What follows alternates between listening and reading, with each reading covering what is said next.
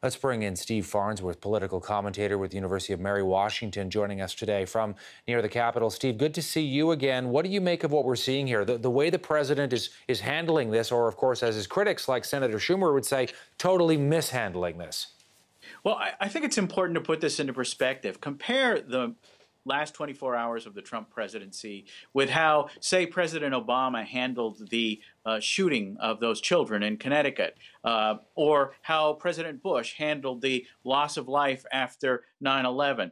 You saw presidents and others before them, if you want to go further back in history, who tried to bring the country together, who were really concerned about healing, about helping America.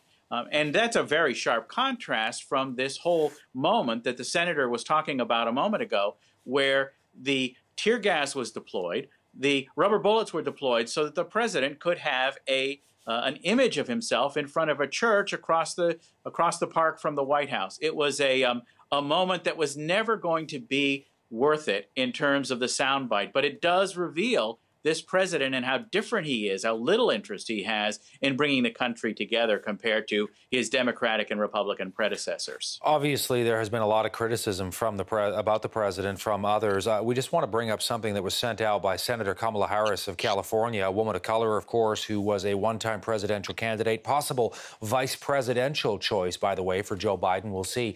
Talking about Donald Trump and when he was discussing the idea of sending in the troops and installing law and order. She says these are not the words of a president. They are the words of a dictator. Steve, what do you make of the threat to sort of send in the army, bring in that insurrection act, possible martial law?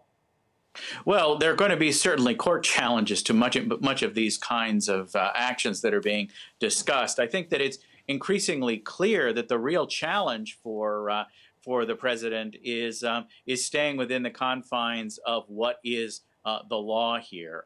You're seeing aggressive efforts on the part of Democrats in Congress to call the president to account for this for the last several days, and certainly you're seeing among Republicans a certain level of unease at what the Senate Republicans who are facing their own voters this November might be seeing in terms of their own fortunes. Polls have not been kind to President Trump, particularly over the last week or so, and no indication yet about the impact on the presidential election of the moment that we're in it right now. But it doesn't seem likely that the polls are going to show any kind of recovery here. At the core of this, of course, there is a certain level of hypocrisy.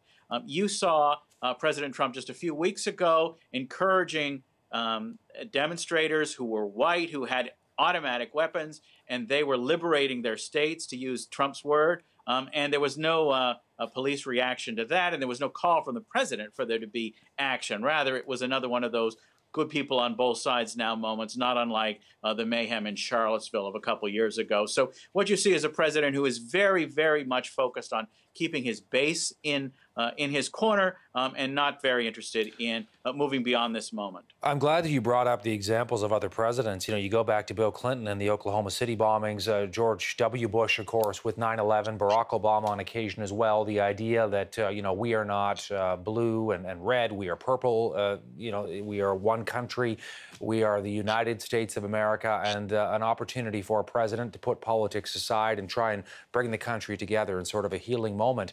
As the president, we have not seen that sort of thing from Donald Trump. And I want to get your take on this tweet that he sent out just a little earlier today. We're going to bring it up if we can, where he says that he has done more for the black community, Steve, than any president since Abraham Lincoln. And he goes on to talk about Senator Tim Scott, who is a black Republican senator from South Carolina, and the work that he has done with Senator Scott to bring about criminal justice reform and work on unemployment and poverty and lower crime rates, and that the best is yet to come here. And we're just showing the video here of Donald Trump outside of that parish house holding up the Bible. You were talking about it a little bit as well. He has been condemned for doing this by some ministers anyway.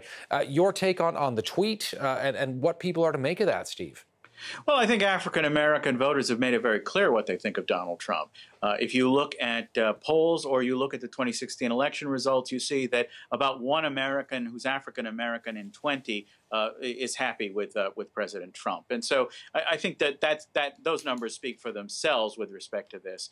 What you do see, though, I think, and this is one of the other contrasts that you might make, is the way that the Democratic presidential candidate, Joe Biden, is handling this moment. He was in an African-American church in Delaware yesterday. He was in Philadelphia, a city with a large African-American population today, and trying to listen. I think that one of the biggest challenges that Donald Trump faces as president is letting others talk and hearing them. This is, of course, I think one of the key things that can really make a president give a sense of trying to be a healer in a moment like this. I'll give you a quick example from George W. Bush. One of the things that he often did as he traveled around the country as president was to set time into his schedule to meet with families who had lost loved ones in Iraq and Afghanistan, and to hear their pain and their sorrow and to learn about those people who gave their lives for the country, gave people a sense that George W. Bush cared about people, not necessarily people who were going to vote for him or not, but for people who were in this country and were sacrificing on behalf of this country.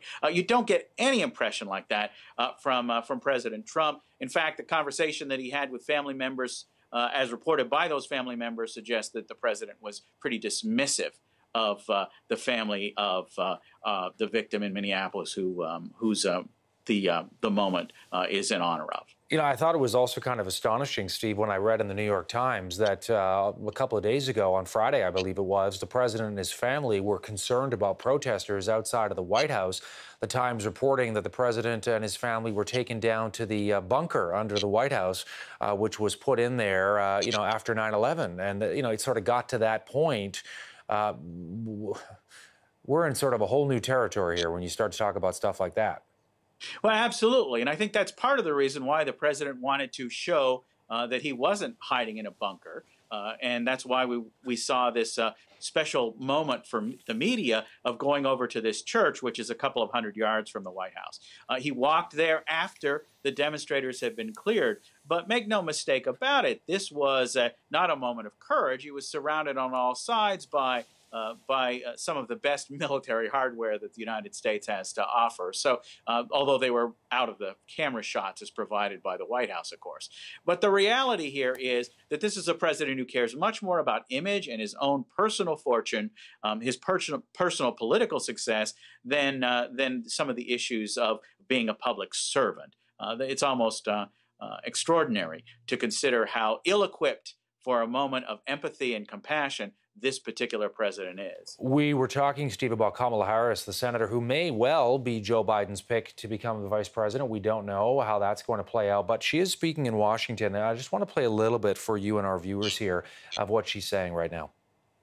That one should not be subjected to the indignity of being told to get on your knees and put your hands behind your head simply because you are walking while black. And it happens every day in America. There's not a black man I know, be he a relative, a friend, or a coworker or colleague, who has not been the subject of some form of racial discrimination at the hands of law enforcement. Not one I know. And I'm talking about people at every level of life, including people who graduated Harvard and Stanford and you name it. And the only thing that is common among them is that the color of their skin is black.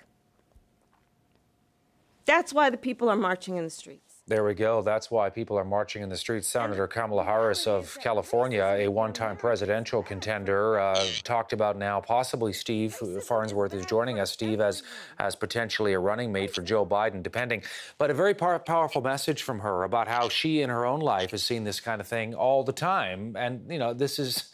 What happened in Minneapolis is no different than what's happened time and again in your country, going back decades, Steve.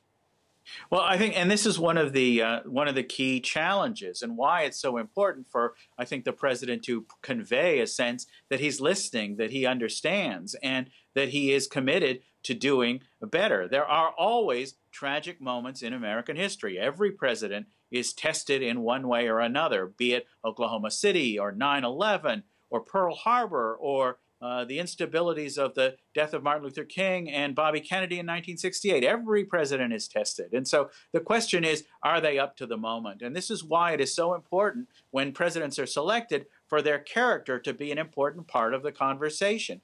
Do they show a sense that they can listen to others, that they can learn from their mistakes, because everybody makes mistakes, and that is the challenge. The idea of a blustering president who doesn't listen, who really resorts to force rather than understanding, who tries to escalate the tensions rather than reduce them. This is not a strategy for winning an election in November, nor is it a strategy for dealing with the crisis of the moment. Steve Farnsworth joining us from the D.C. area today, political commentator with the University of Mary Washington. Good to have you on the program, Steve, and give us your take and tap into your expertise on the political situation in the States. Thank you, Todd.